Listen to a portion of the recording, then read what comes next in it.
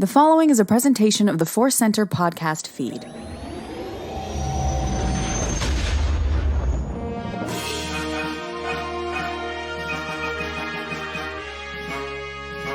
From the center of the galaxy, this is the ForceCenter podcast feed, and this particular episode is Q's of the Force. The Q stands for questions, not quality control, but we try to have some. We try. Anyway, I'm Joseph Scrimshaw.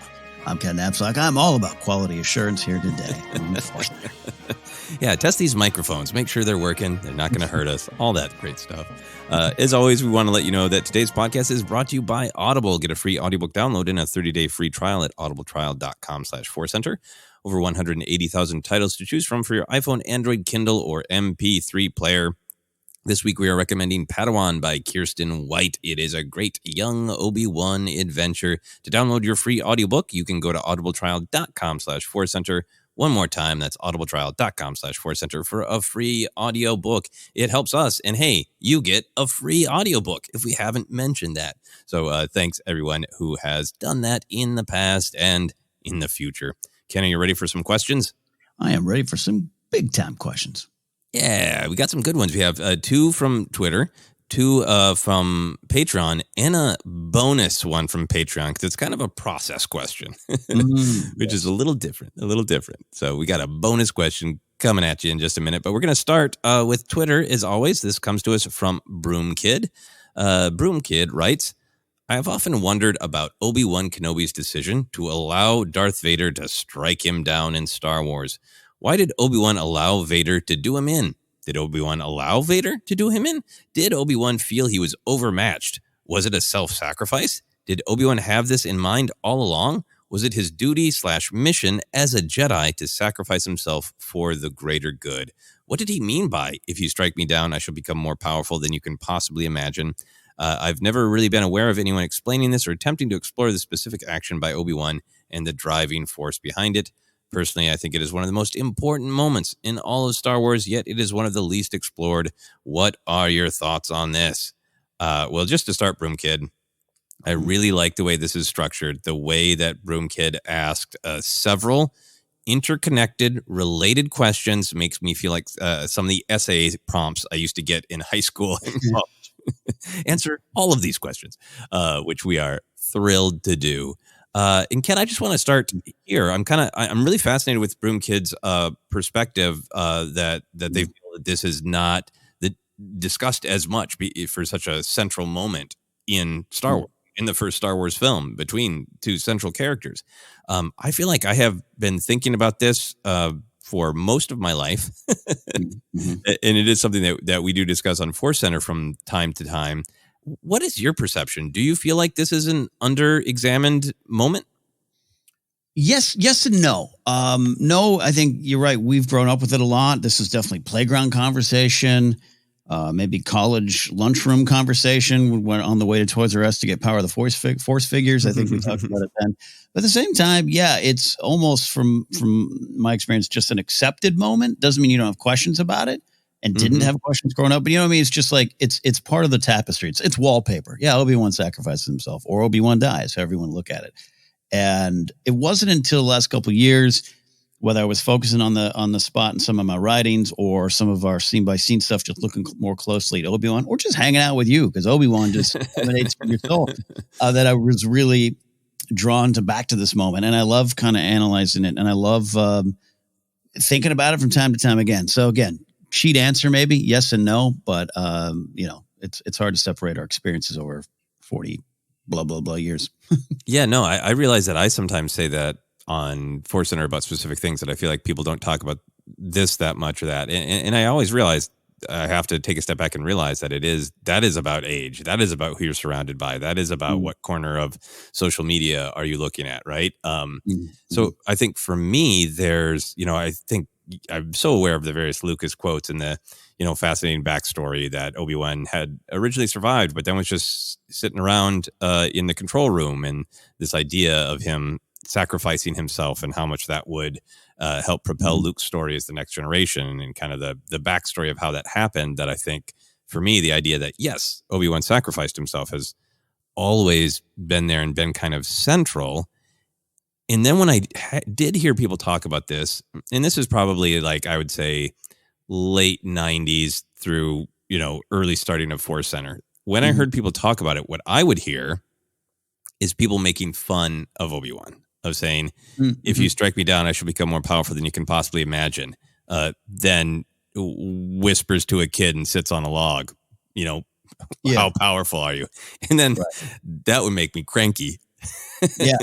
Because I disagreed with it. Like, I get it as a joke. It's a funny joke, but as like analysis, I disagree with it. And I think that's why my thoughts spiraled a lot, because I would hear people making fun of that line.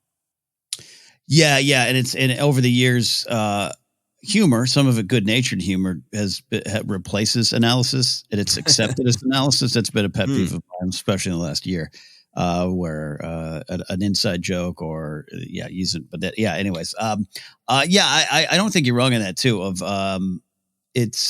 I just don't think people over the years have engaged with this stuff as much. I mean, case in point for me, like I've always said, one of my favorite moments in Star Wars is Luke jumping out to strike Vader and the music swells. And it wasn't until the last couple of years that I really accepted that was a failure for Luke in a lot of ways. Right? It's this great heroic shot, but I just didn't engage with it at that level. And I don't think I was surrounded by a lot of folks, myself included, in the 90s, waiting for our buff Lukes at Toys R Us to show up, that I just didn't dive into what was there, both thematically and maybe what the character's thinking. Yeah, no, absolutely. I think that's a really good point. And I also think that it is really good to re-examine older moments, because new stuff comes out, and I think a lot of us really dive deep into analyzing it, and then maybe things that we encountered earlier in our lives, we don't always go back and apply that same amount of critical lens of what's actually going on. Yeah, exactly. Yeah, and I think that Broomkid asks all the right questions, right? There's all these nuances to what exactly is going through Obi-Wan's mind. What does more powerful than you can possibly imagine really mean? So I got some thoughts. Cool if I just run through what I think is going through Obi-Wan's head, and then hear your thoughts. Yeah, as long as you get finished before the recess bell ends. Yeah. All right. I'm noting the time. I'm gonna make this quick, because I'm talking about Obi-Wan, so it could go long. So I think Obi-Wan, when he arrives on the Death Star, he knows he needs to face Vader, right? I think we have new context, even or deeper context from the Obi-Wan Kenobi show. Obi-Wan is very aware of how obsessed with him Vader is going to be. So Obi-Wan, I think, knows he needs to put himself in Vader's path to keep Vader from discovering Luke, to keep Luke away from Vader. Luke is not ready to face him, right? Maybe there is an element to me of Obi-Wan wants to, address this once and for all, wants to, heal this old wound, as he says about when he faces Maul in Rebels, right? Or if not heal it, face it, right? You don't look away from things that are scary, Yeah. And that is, what Vader is and has been. And a lot of the Kenobi TV show is about him deciding, I can't look away from this. So I think on a real practical level, he has to keep Vader away from Luke and Leia. I think he wants to make sure that they escape on a real practical level. My personal headcanon take is, in the fight, he is outmatched. I think that he is old. I don't think Vader's wrong when he cruelly says, "Your powers are weak, old man." I don't think he can match Vader's raw power anymore. But more importantly, I don't think Obi-Wan is interested in matching his raw power in winning the fight that way. Right. I've always kind of thought that, but I feel like the Kenobi television show demonstrates a point where he was younger. He did rise to the challenge of matching Vader's raw power. Right. And then what he got out of that is a feeling of like, I'm not interested in having this constant fight with him. That's not my destiny. Right. So I think during the fight, he's like, okay. I'm keeping him busy as long as I can. I am not thinking about physically defeating him. And I think that's where the taunt comes from of, you can't win, Darth. If you strike me down, I will become more powerful than you can possibly imagine. To me, that's Obi-Wan pretty clearly saying, I'm fighting a different fight than you realize, or that in your dark side perspective, you have the empathy, the open-mindedness to realize. I think he's speaking literally about having trained to become one with the Force, but also that, like, my fight is to protect the next generation, to make sure they're safe. And right now in your dark side rage, you can't imagine doing anything that isn't just for your own power and for your own goals. I think that being more powerful than you can possibly imagine is not a joke. Right. I think it's, absolutely huge that he would have the ability to continue to guide Luke from the beyond. Luke does not destroy the Death Star without Obi-Wan being there to guide him. That's power. That's real power, right? Yeah. Not just the ability to kill somebody, but the ability to actually make a difference. So then final things, I think he has been studying to become one with the Force. I think he is prepared to sacrifice himself for the next generation. I think he thinks that might happen. Mm-hmm. I don't think he's going to the Death Star going, all right, I'm going to meet Vader and that's going to be it. I think he sees the moment and seizes it. He's been preparing for this moment, right? He sees Luke and Leia together. The future is in motion. To future, quote, Luke himself, Obi-Wan knows he will not be the last Jedi. And he chooses in that moment, now is the time to do what I have been preparing for, which is to let go. It will distract Vader. He uses Vader's obsession with him as a means to distract Vader from Luke and Leia. And I think all of that only has become stronger with a Kenobi TV show. All right. I talked for about 4 minutes straight, Ken. I apologize. I timed myself. The teacher's looking at us. The teacher, she wants us off the slide. No, this is great. No, by all means, please come back to this and, let's keep going. First of all, I would say, Broomkid, what I love about this question and this question right now in my Star Wars fandom is it was fun to push beyond the themes. We have so much fun going into the themes here. And this is one of those moments where I sometimes just grab that whiteboard of themes and go, here's what it means for you in your life. Obi-Wan must die, so you go on. It's a lesson of death for all of us. It's all these kind of things. And those are all powerful things that we love talking about. But sometimes I always also like just pushing past themes and what George was saying and going, what is Obi-Wan thinking? That's fun.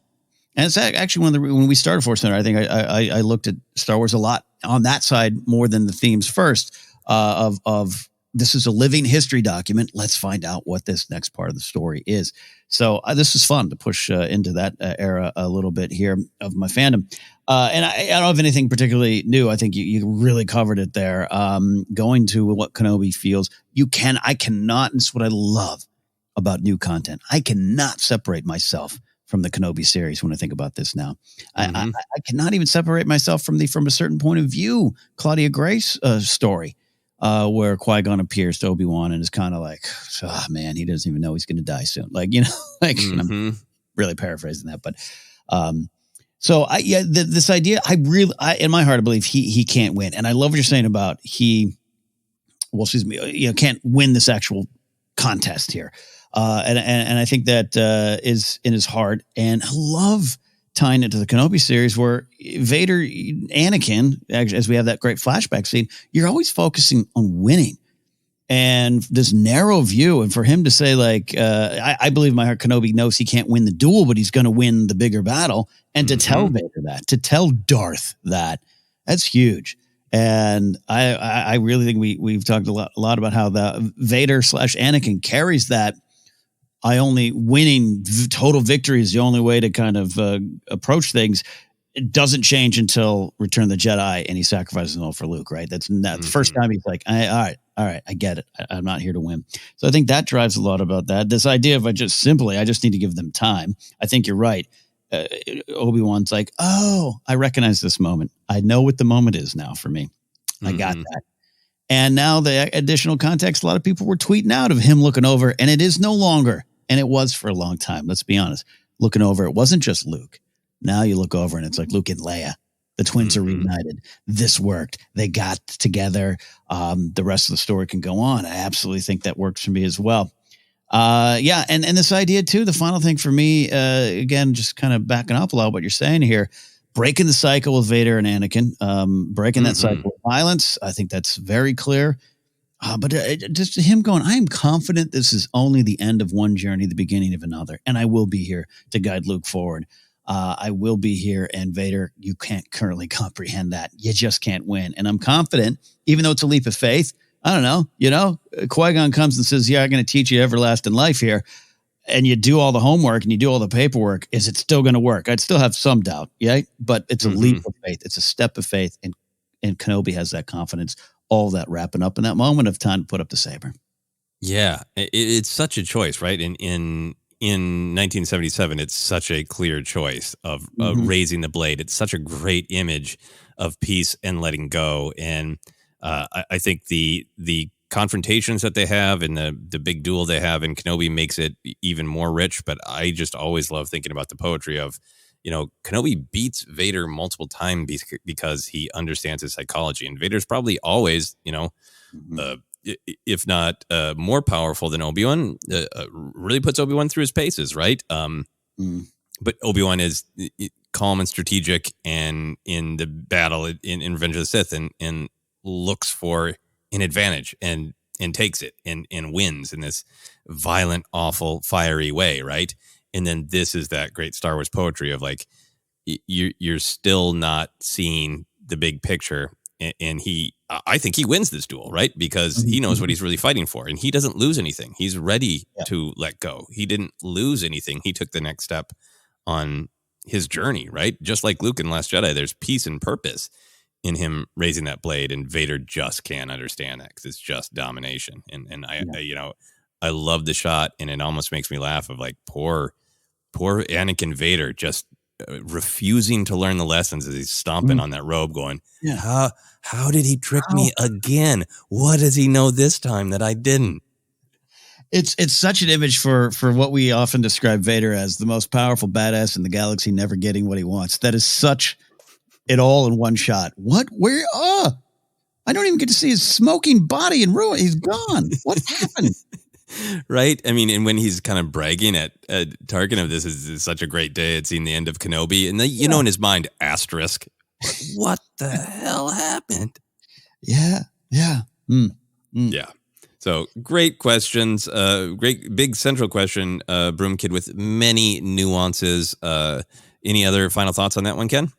No, other than I do want to just kind of highlight the fact that, again, you and I are discussing a moment that we personally grew up with. Therefore, and here we are in 2022, and there's additional, I won't say new, I don't know if that's the right word, but additional insights into the scene by creators and actors and performers and directors that were influenced by that scene as well. And I love that. I love that in 2022 we can be like, oh, there's a new wrinkle to this. There's new meaning. And now we can watch that scene with a new energy. I love that. Yep. Knowing that he has no interest in matching his raw power. Probably can't, but doesn't care. That's not what it's about to him.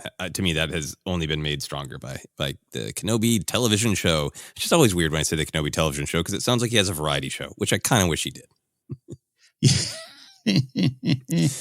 Yes. All right. We're going to move on. Thank you very much, Broom Kid. We're going to our next question from Twitter from Mark Bedenhouse. Mark says, who are your picks for Quinlan Vos in the inevitable upcoming Disney Plus show? Smiley face. Mine is Jason Momoa all the way, says Mark. Ken, we just got to start with this. Do you think a Quinlan Vos show is inevitable? Do you want it to be inevitable? What are your thoughts on that? I want him to be in a show, but also the possibilities, man. There's so many delicious options of telling a Quinlan Vos story on the run, reemerging. You could do it. I wouldn't mind a series that just follows him around the Clone Wars. There's a lot of room to tell some Quinlan. The one this is the one we need, Joseph. His mission on Tatooine during the Phantom Menace. Just start there. Yes. Sitting there when that whole thread in Phantom Menace, is there anyone friendly to the Republic? Could anyone help us? And Quinlan Vos is like, nah, can't. Yeah. And I know in Legends there's storytelling behind it, but it'd be great to get that in canon. Yeah, I love Quinlan Vos. I love that he was name checked in Kenobi. There was the thing, I believe, in the Vader comic book of surviving Jedi, and his was one of the names in Orabish on the list of suspected surviving Jedi. So that's great to follow through. Like, yeah, he survived for a while. Creates this very interesting question of what was his journey, what were his goals, how did he make peace with the dark times, how did he push back, where did he end up?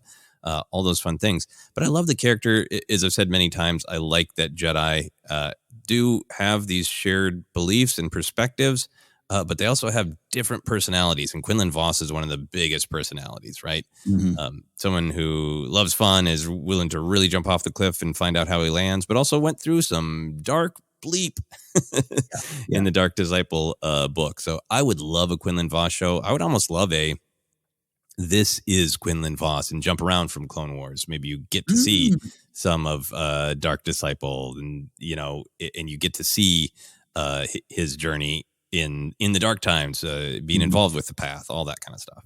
Yeah. Ooh, love it. I love this. This is Quinlan Vos. No, it doesn't. This is Quinlan Vos. So with that, we'll get into Mark's actual question about casting.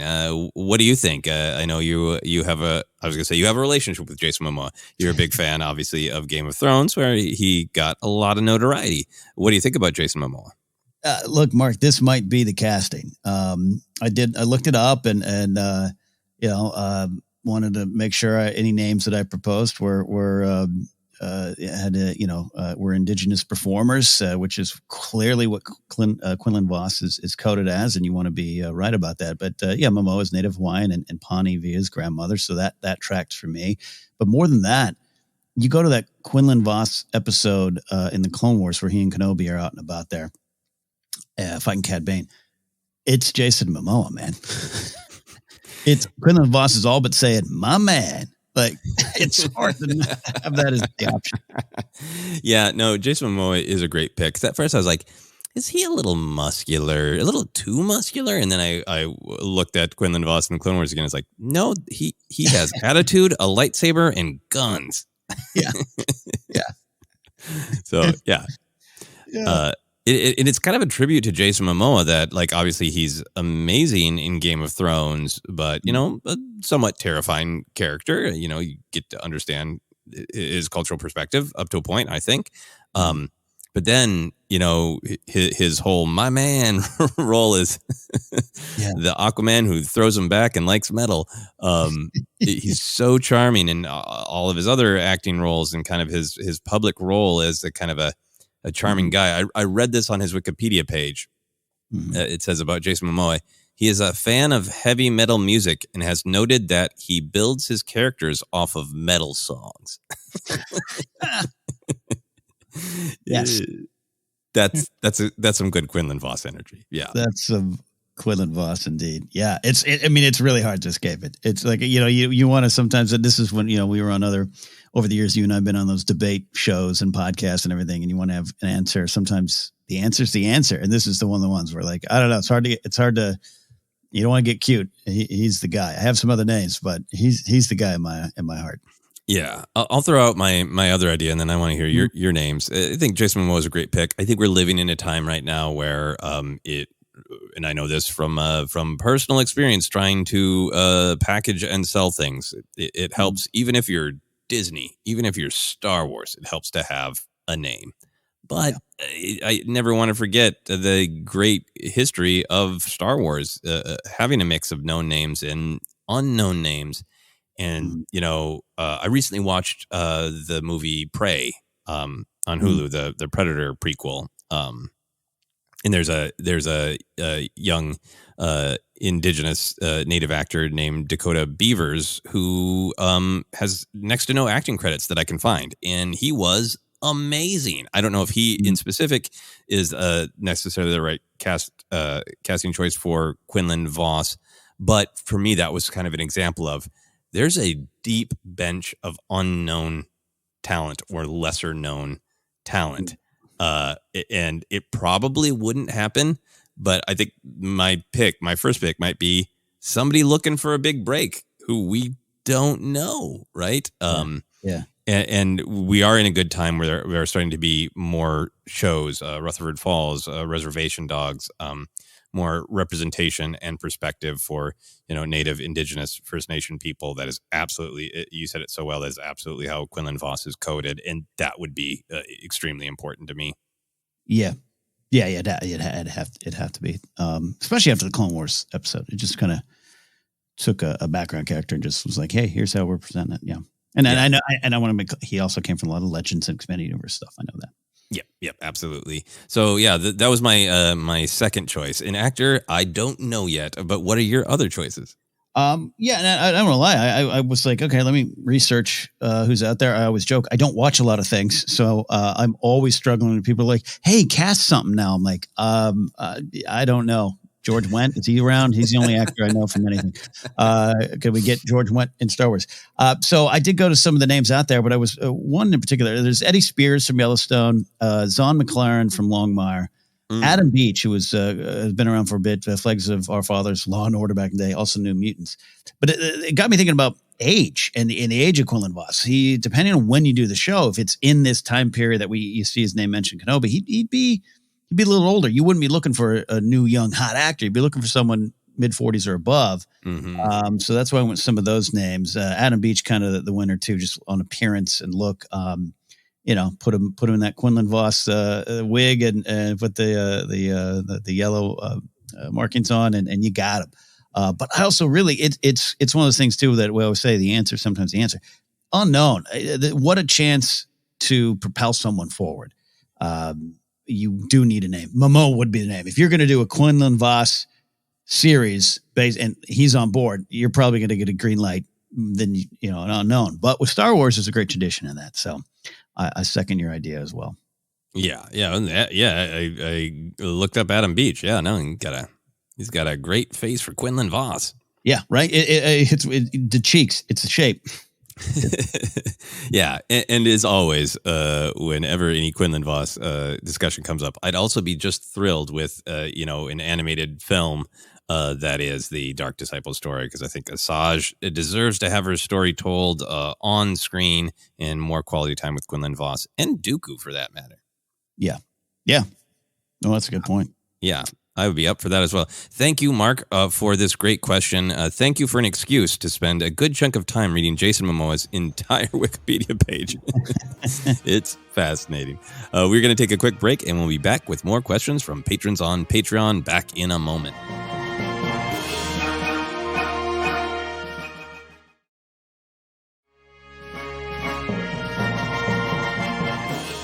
And we are back for more Cues of the Force. We go now to a patron from Patreon. This comes to us from Jay.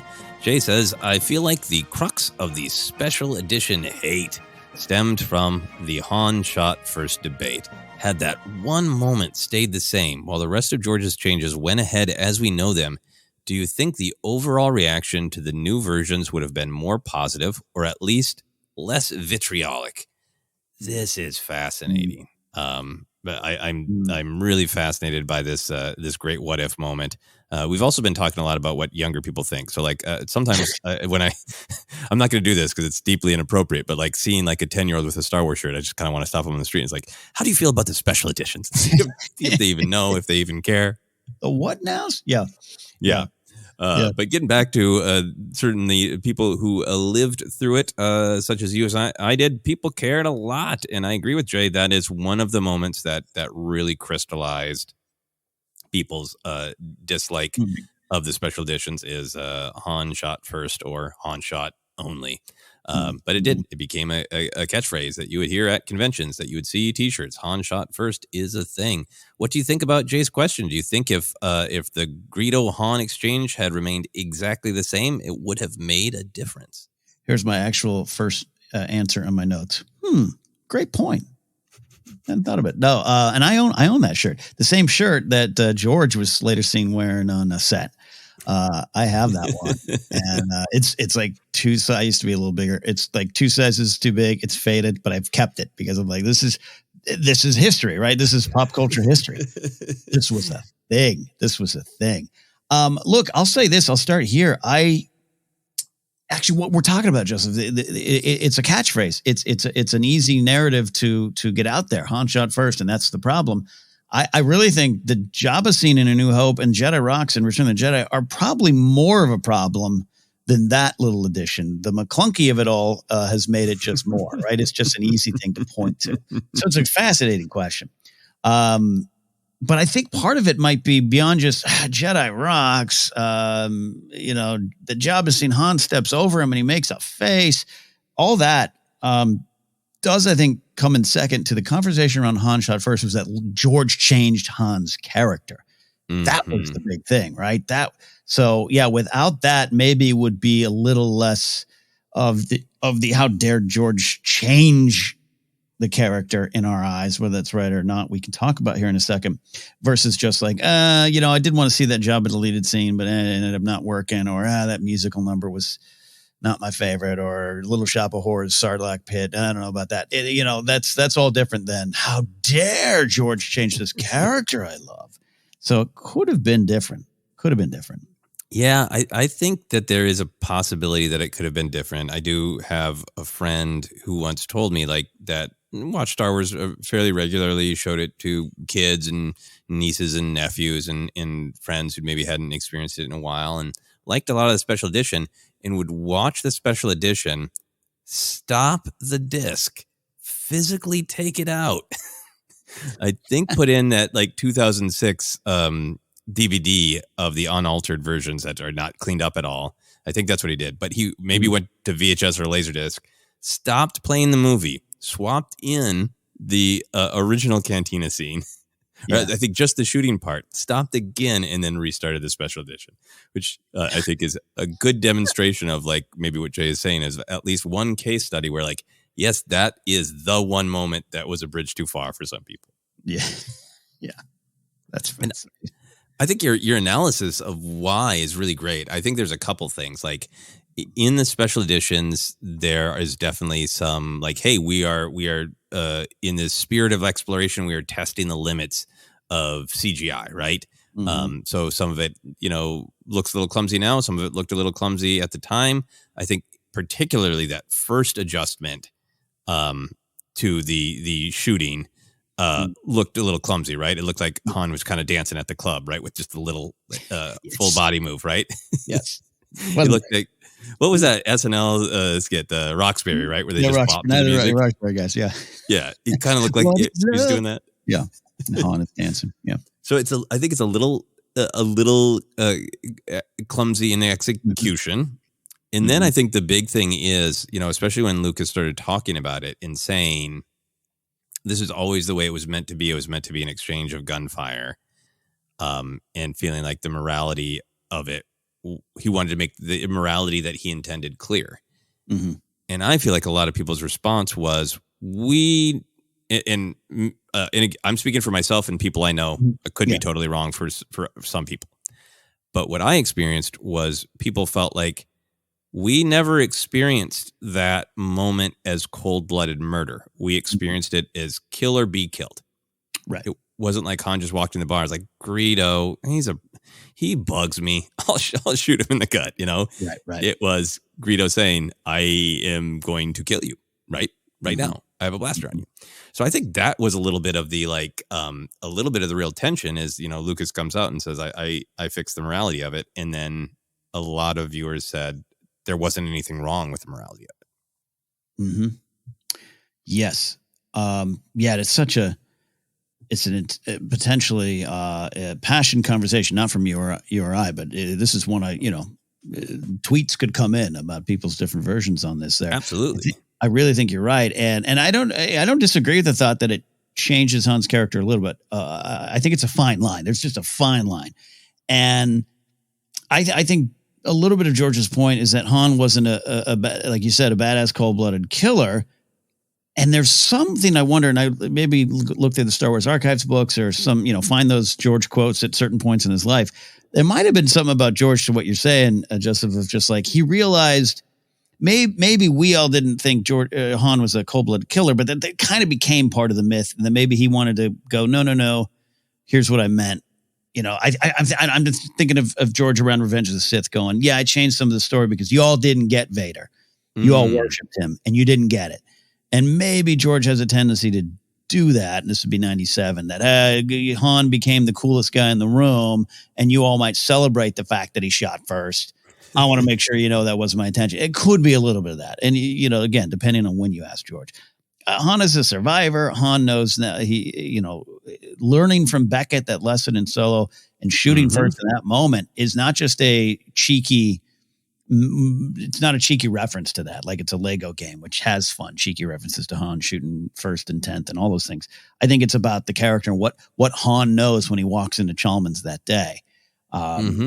And I think that's a more robust look at the morality of it than George just kind of going, maybe you all got this wrong, and I want to make sure you got what I was saying. Right. I think those are really, really great points. I think it does make a lot of sense if, what Lucas is hearing back about the original trilogy is great. People love it. Doesn't hear a lot of people talking about how the ultimate lesson is Luke throwing his blade aside and instead being like, I love it when Han's real cool. Shoots Greedo in the gut. Like I can see that. Like, yeah, no, let's reframe this. Let's make sure that the overall picture of Star Wars is clearer, and you're not sort of, thinking this is a really in a moment to aspire to, right? But also the great point with Beckett, where Beckett makes it crystal clear of like, that was smart. I would have killed you. That you were in a kill or be killed moment and you recognized it, which does seem to have be in direct conversation with the Greedo moment of that's how Han is staying alive is he travels in brutal circles and he has to recognize very quickly when he's in a kill or be killed situation. So like for me, the McClunky at this point amuses me. I'm delighted by the McClunky. I love McClunky. Right? I'll stand by it to the end of time. It's hilarious. It's hilarious, and it's the last lingering mystery of Lucas. Decipher this. Bye. And just a beautiful day on social media when it dropped, and everybody's like, what? And it's not, there's no captions. We don't know. And people's wild McClunky theories of what it means. But I am not bothered by the scene anymore, because I think that for me, it looks better than the original release in 97. It's got the beautiful McClunky, and it just makes the situation really, really clear. Han was in a kill or be killed situation. Yeah.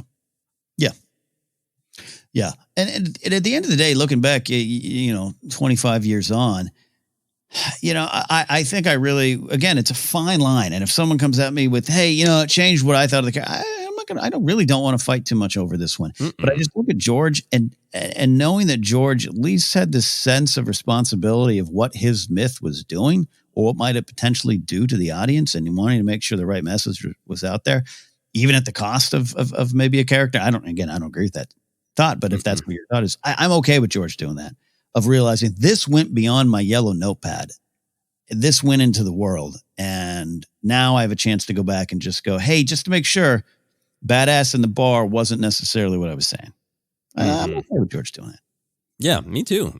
I'm okay pretty much with any change he wants to make, because it is, in my opinion, his choice to make. That's also a big discussion, which we've had before, and I'm sure we'll have again. Final thing for me is, I do think that there are a lot of reasons that this became the crux. This was the crystal to focus people's ire. There was a time kind of in early 2010s when I was trying to explain to like people from the theater side of my life what conventions were like and what this kind of genre nerd culture was like. It's a culture. Like, do you know what Han shot first means? And like, no, like, well, that's a part of our culture.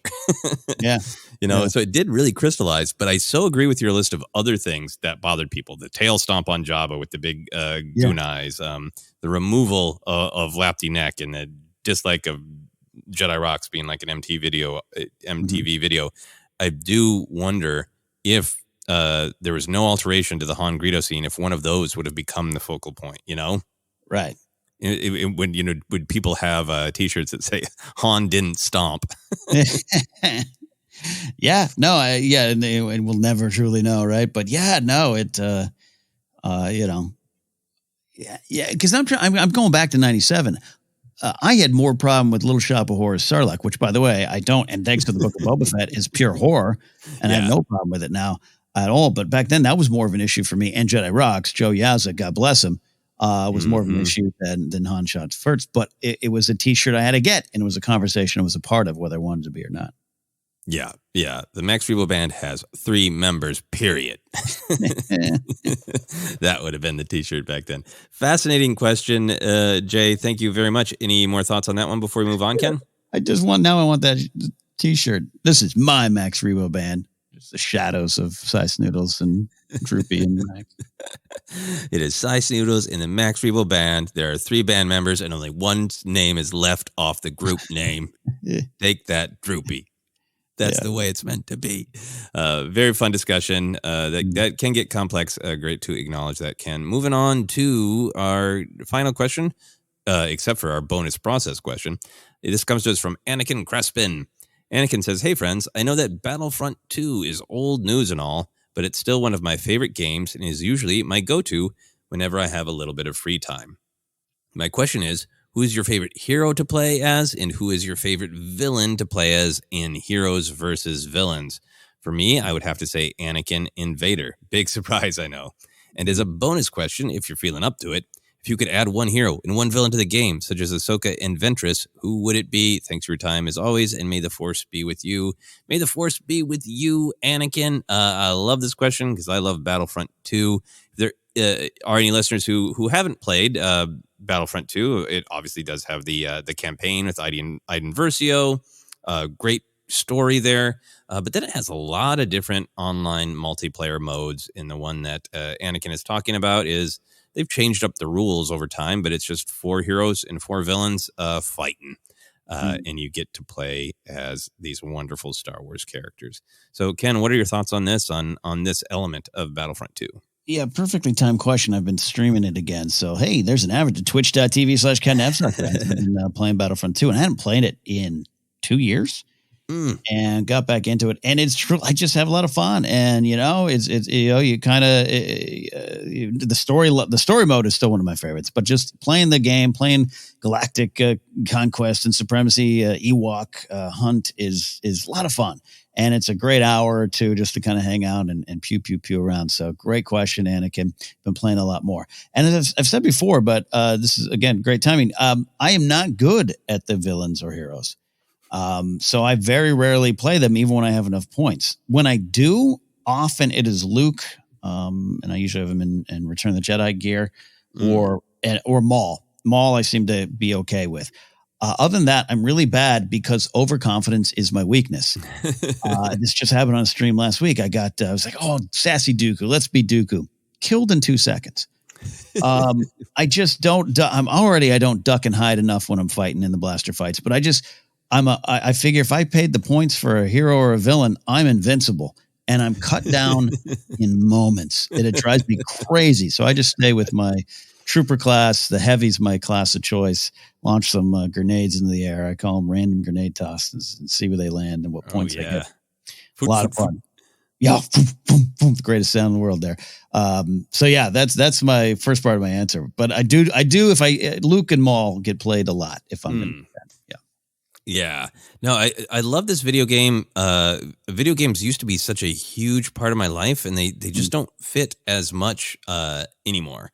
But Battlefront 2 was like this great, beautiful awakening that came along at the right time. I got the PS4 just so I could play it, so I could play the story and that I could talk about it. And it's like, I don't know about the online gaming. I tried it a little bit on like a trial, and I was like, okay, no, I need to make time for this, because it was just the right thing to not have like this huge mission, not to have this huge world to explore, but to just have, like Anakin's talking about, like, I got an hour, I'll play this. Oh, whoops, 6 hours have passed. Because it's a thrill to play the heroes versus villains. It's a thrill to hear their specialized dialogue when the different characters interact with one another or come close to one another. And one of my very favorites is if Chewie gets close to Palpatine. Yes. Hearing Palpatine go, "Skywalker's Wookiee."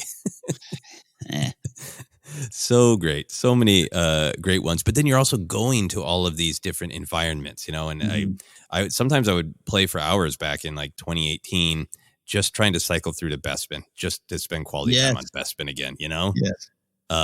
So I played the heroes versus villains a lot. And, there was a time, I'm sure if I turned it on right now, I would be decimated immediately. But there was a time where I could really hold my own, or every once in a while they'd cycle through and be partnered with people who hadn't been playing as much, and, get that brief joy of being able to truly control the situation. I love heroes versus villains. The heroes, to answer Anakin's question, that I played a lot, I love playing Rey. I love that you can get her all modded out with her yellow golden blade, Rise of Skywalker outfit. Love that. I love the challenge of timing her charge. Yeah, where she just runs through, and if you can line it up and you can like poke 4 enemies at once, great stuff. I played Obi-Wan so much. Absolutely charming. His skill set in the game is like Obi-Wan. It's powerful, but kind of delicate, sophisticated. You really got to master it to use his powers to the best of your abilities. And then the other hero I like playing a lot is Yoda, because growing up with Empire Strikes Back Yoda, decades of pondering, does he have a lightsaber? It still cracks me up to just mash those buttons and hear Yoda scream as he jumps up and down, hacking away with a lightsaber. Yeah, I get killed a lot by Yoda in that game. He sneaks up on you. If you got a good Yoda player, you don't even see him coming and your ankles are gone. Yeah. And then for me, villains, Vader's great. The lightsaber toss, if you can do it right to force choke people near a ledge, bring them up in the air, and then let them go so they drop. Come on, video game perfection. I love playing Dooku a lot because of the sassy jammies. Oh yeah. And he just looks cool. I feel cool, right? Because he's so elegant with his lightsaber swipes. Yeah, right. In the exquisite pajamas, beautiful. But I do get defeated a lot as Dooku, so that's not the best. Final one for me, Bosk. Man, do I love Bosk? He is just a Trandoshan a-hole. You got those, proximity mines. You have the gas. You have the long range blaster, so you can really lay traps. And he's so well designed to be played differently. You can lay traps, hide, and just annoy the hell out of people. Sometimes I have real successful traps that I've set up as Bosk, where you just really nickel and dime people with the Dioxis and with the bombs. And then when like somebody playing Anakin finally catches up with me, I just feel that fury and I can't run or leap fast enough. And Anakin's just like, no, I can sense the rage of the person playing Anakin across the internet. I think with Bosk, I know you'll play with Bosk. I'm not good with Bosk either, but I think I get killed by Yoda a lot. But if you watch my streams, the amount of times I go, who got me? Oh, Bosk. Really happens a lot. Really. Right, because you're a little low on health and you run through a Dioxis cloud and that's it. That's it. Dioxis. Yeah. Breathe death. So good. Thank you, Anakin, for letting us think and talk about this, because it's been a while since I've played and it's making me happy just thinking about it. I believe there are rumors, probably it sounded accurate, that they were going to introduce Ahsoka and Ventress before the new updates got shut down. So that is a tragedy. I would have loved both of them. Besides Ahsoka and Ventress, Ken, who else would you want in the game? Yeah, that's a big besides. I think that I'm so excited for that to possibly happen. I can't even remember where those rumors were, but yeah. So with the table kind of wide open on who you could go with, I still wanted a Qui-Gon. I still wanted that. I felt that was a bit of an oversight. And I wanted one of his powers to be to kind of drop to his knees and meditate. Maybe the whole game slows down, like a Deadeye in Red Dead, where you press the buttons and everything just goes slow motion. That could work. What if he was carrying a portable like laser gate shield with him and he throws it on the ground and then hides behind it? So there's that. Jar Jar would have been fun, but I know they do pair them a lot. They release things in pairs, or at least groupings. So I was thinking of, modern, you got a couple versions of, Reva Savander as the third sister, but either kind of the one towards the end of the series or the one at the beginning. And then maybe if it was one towards the end, you might pair her with the Grand Inquisitor. Or maybe just, we need a new skin for Obi-Wan, whale butcher Obi-Wan and Reva. We can do that. Or get crazy and Uncle Owen and Amperu. Oh, yeah. Hey, yeah, they got weapons now. Yeah. Oh, those are great picks. Yeah. You're making me think, Fennec Shand would be great. I would be really bad at her because I'm not really great at the long range rifles, and she would have long range rifles and probably up close sneaky knife stabs. Press R1 for sneaky knife stab. Sneaky knife stab. Jar Jar having like clumsy, martial arts skills where like you hit a button and you got to time it just right. Because a lot of this thing is about timing, knowing your timing, knowing the other character's timing. But if like it took like 3 seconds, but you pulled out a boom and you bobble, and then it was devastating, right? So you'd have to time it just right because you're vulnerable while you're bobbling it.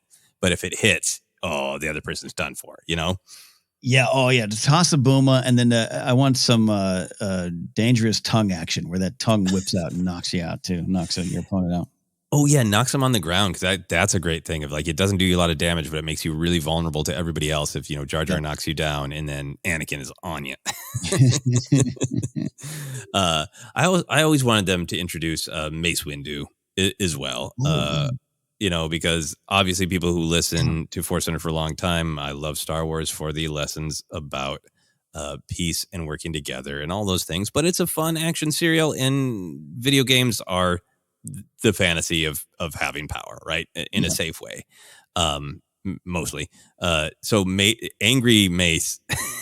Yeah. I would want one of his powers to be hard stare, like the way he stares at at the helmet of Jango Fett, right? And like it doesn't hurt you too much, but maybe like you're frozen in place in fear. Yeah. Is Mace Windu hard stares you? I would love that.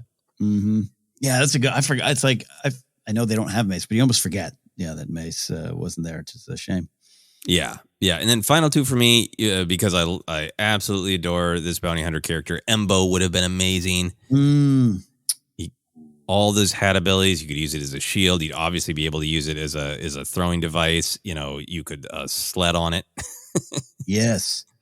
Oh, that'd be great. Sliding through. Oh yeah. Yeah. And then my final choice, because it's fun when they have characters that they kind of got to figure out how to truly weaponize them. Like they added late in the run BB-8 and BB-9E, right? Mm-hmm. I would love Hux. Oh, that'd be interesting. Yeah, I mean, because he would have a blaster and pretty powerful one. I'm sure he would have some sort of like mine. Phasma has a great like sentry droid, so he'd have something like that. Right. I also feel like we'd have a whine for help button where like out of nowhere a first order stormtrooper does the work for him. Yeah. That's I love that too. Just like God, BB-8 gets me a lot too.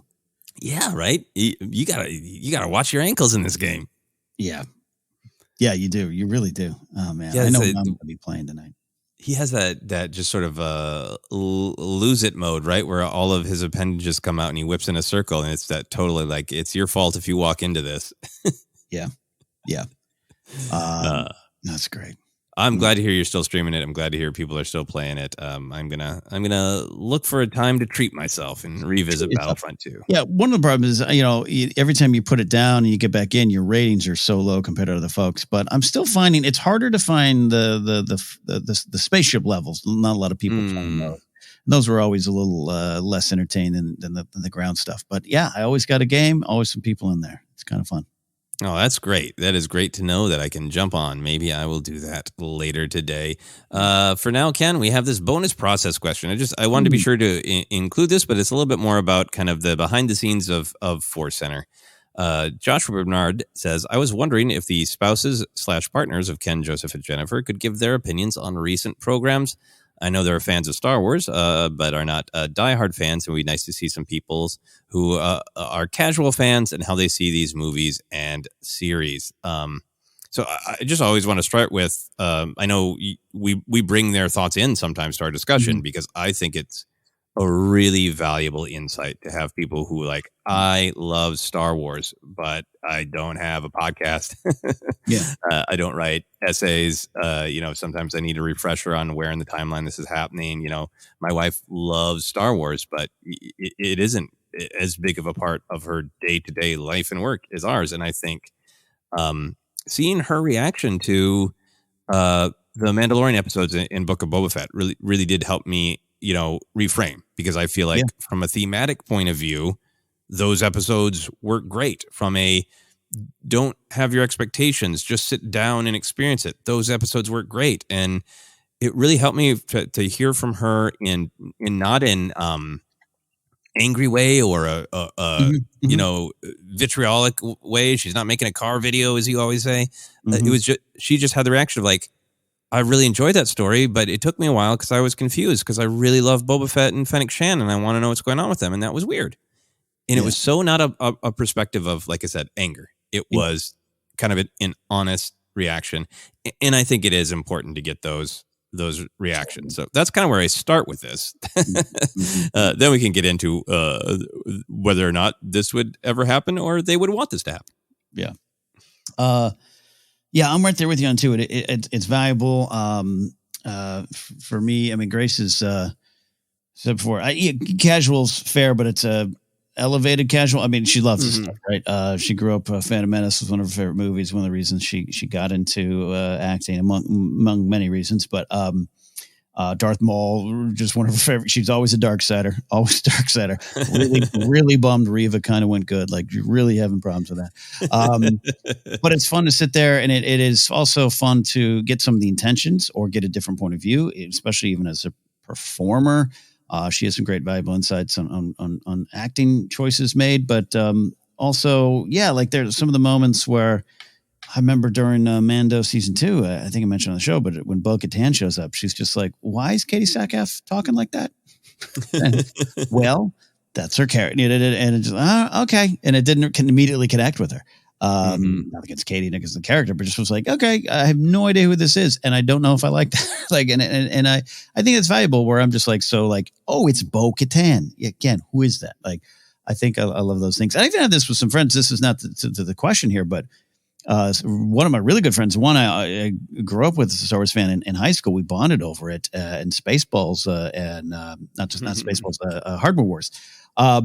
He's a big fan, but he's got 3 kids and a full-time job as a screenwriting teacher at a college here locally. And he texted me 2 days ago. He's like, "I'm so excited for Andor because I love Rogue One. Have you seen the trailer?" I go, "Well, I've seen the first 3 episodes, yes." And he goes, "It turns out that's Mon Mothma in the trailer." And I'm like, oh God, yeah. Oh yeah, buddy, you're going to be so excited. Yeah. And I just kind of love it. It is refreshing because we get the bubble. So anyways, that's the first part of my answer too. Yeah, I think it is refreshing. So totally understand where this question is coming to. I think for me, we haven't talked about this, but I don't think all 3 of our partners have ever been in the same place at the same time. Oh, including Jen and her husband, right? Yeah. I don't that Last Jedi period, but I don't think Sarah could make that one, right? But Sarah wasn't at that. I think we've had like probably every combination. Yes. Right. Yeah. Because Jennifer did a storytelling show with me when I was hosting a storytelling show here in Los Angeles, and her husband was there. So her husband and my wife were in the same place, but Grace wasn't there. Yeah. We could do this as like a word problem. But yeah, so that's a fun way to say like schedule would be a massive challenge. It would be a challenge. Yeah. It would be a challenge. And probably the easiest thing is probably Grace and Sarah, because we the 4 of us have been around a fire pit many times at restaurants. So that's the thing. Jen, just, to get into the geography of LA, just lives in a different part of the city where it's not easy for her to get over the hill to where we are, or you're not even quite over the hill. It's possible. I don't, the thing I'll say, Grace's podcast before, I know you and Sarah do Obsessed and they're wonderful episodes. I don't know. She just might not want to share her Star Wars opinions. That's a great question to ask her. She just I think want to go into that world. Yeah, I think that is the ultimate thing to talk about. This is, scheduling would be a lot. Jennifer and her husband, have the Padawans, which is also a big part of scheduling. And also, like, the main thing is, I've never asked Sarah. She's talked on our Obsessed podcast a little bit about Star Wars opinions, but like, I've never asked her if like this is like that's something that she wants to do. Yeah. So maybe Joshua, it's a good question. Yeah, this is a great question. And ultimately our answer is it's valuable and maybe it could happen someday. Any other thoughts on that one, Ken? No. It's always fun. And I think by the time we release, I'm just thinking of our release order. I think Andor will be out by the time we release this episode, right? Oh yeah. So I will have this answer already. But at this point in time on the day of recording, I am so curious as to Grace's reaction to Andor. For reasons I just won't go into because there'll be spoilers. Even now, I don't want anyone to accidentally get this episode before they've seen Andor. There's just so many things. I'm literally going to be probably just turning to her the entire time going, huh? Just to see. Be a great test. Yeah, no, I think so too, because I think Sarah will be going in just very wide open. She's seen Rogue One many times, loves Rogue One, loves Cassian, but again, has not been watching every trailer religiously and breaking it down. So very curious to see how this kind of different, specific tone, specific flavor of this dish on the Star Wars buffet, how tasty it's going to be. Yeah. To Sarah. Well, thank you very much, everyone, for the questions. Joshua, Anakin, Jay, Mark, and Broom Kid. Thank you very, very much for the questions. As always, we have our Power of the Light Side segment that we are happy to do. If anyone would like to submit a positive memory of Star Wars, how it's impacted you, a moment you like, a character you like, whatever you want, just sharing some Star Wars positivity. We have a post going on our Patreon. If you scroll down the post, you will see a call for submissions. If you want to submit, you are welcome to, and we would be happy to share them here. With that, Ken, where can people find us?